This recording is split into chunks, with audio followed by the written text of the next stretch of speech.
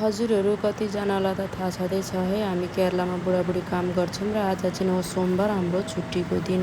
छुट्टीको दिन चाहिँ हाम्रो कसरी जान्छ भने नि मेरो बुढा आफ्नो कामपट्टि, म मेरो कामपट्टि, किचनपट्टि हो।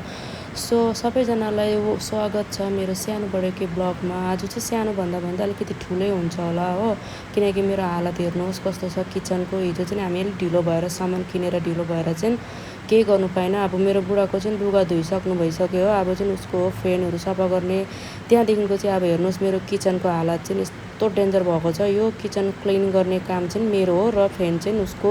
त्यहाँदेखिको चाहिँ मैले सोचेँ बरु यो सफा गर्दा गर्दा खाना पनि बसाउँदै गर्छु र एकपट्टि सफा पनि गर्दै गर्छु भनेर मैले खाना पनि बसाएँ। त्यहाँदेखिको सफाहरू गर्न थाल्यो, हिजो ल्याएको सब्जीहरू थियो त्यो पनि खनाएँ। त्यहाँदेखिको पुसपास पारेँ साइडबाट हो, त्यहाँबाट चाहिँ डब्बाहरू पनि पुस्दै राख्नु थालेँ एक एक साइडपट्टि, किनकि अब दुइटै काम एकैचोटि हुन्छ होइन। यता सफा पनि गर्छु यता उयो पनि गर्छु। त्यहाँदेखिको चाहिँ मलाई आलु फ्राई मनपर्छ कि आलु फ्राई पनि खानु मन लाग्यो हो।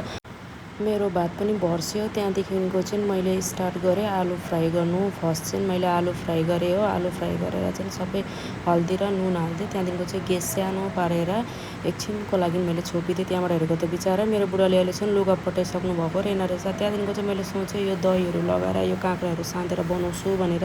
त्यहाँबाट आलु पनि फ्राई भइसक्यो, आलु निकालेँ। त्यहाँदेखिको अझै अलिकति तेल थपेँ। तेल थपेर चाहिँ अब मैले सब्जीको लागि तयारी गर्नु थालेँ। सब्जी चाहिँ हिजो बेलुकाकै अलिकति चिकन थियो हो, त्यो मैले त्यतिकै राखेको थिएँ।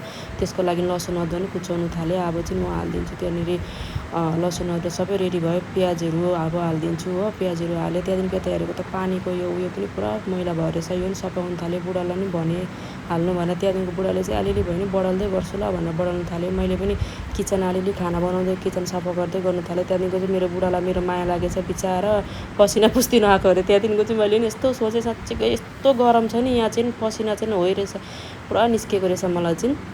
त्यहाँदेखिको चाहिँ अब मेरो खाना पनि पाकिसक्यो, किचन पनि अलिअलि सफा भइसक्यो। अब चाहिँ साह्रै भोक लाग्यो हो। अब चाहिँ हामी दुईजना बुढाबुढी फेन यस्तो गरम छ, दुईवटा फेन लाउँदैन। यो चाहिँ हो मेरो भात, यो हो सब्जीहरू। हामी बुढाबुढीले चाहिँ अब पस्केर अब खानु थालेँ। खाएँ ल, साह्रै भोक लाग्यो हो। अब चाहिँ हेर्नुहोस् हामी खाना खाँदा खाँदा 3 बज्न आँटिसक्यो अनि 3 बजी खाना खायो भए बिहानदेखिको हो।